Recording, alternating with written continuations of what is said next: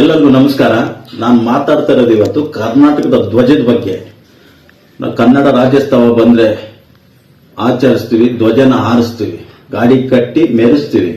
ಆ ಧ್ವಜ ಎಲ್ಲಿ ಬಿದ್ದಿದೆ ಅಂತ ಒಂದ್ಸಲ ನೀವೇ ನೋಡಿ.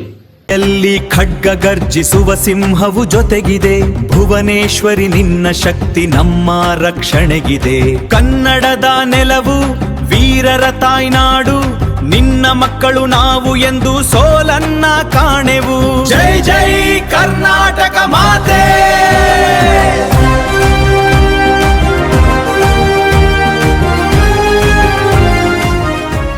ನಿನ್ನ ಶಕ್ತಿ ನಮ್ಮ ರಕ್ಷಣೆಗಿದೆ.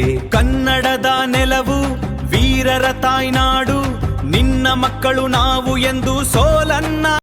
ನಮ್ಮ ಕರ್ನಾಟಕದ ಧ್ವಜದ ಬಗ್ಗೆ ಬಂದ್ರೆ ನಾವು ಯಾರನ್ನೂ ಬಿಡಲ್ಲ. ಅಂಥದ್ರಲ್ಲಿ ನಮ್ಮ ಜನನೇ, ನಮ್ಮ ಕನ್ನಡಿಗರೇ ತಗೊಂಡೋಗಿ ಕಸದಲ್ಲಿ ಹಾಕೋದು, ಗಲ್ಲಿದಲ್ಲಿ ಎಸೆಯೋದು ದಯವಿಟ್ಟು ಮಾಡಬೇಡಿ. ಜೈ ಭುವನೇಶ್ವರಿ.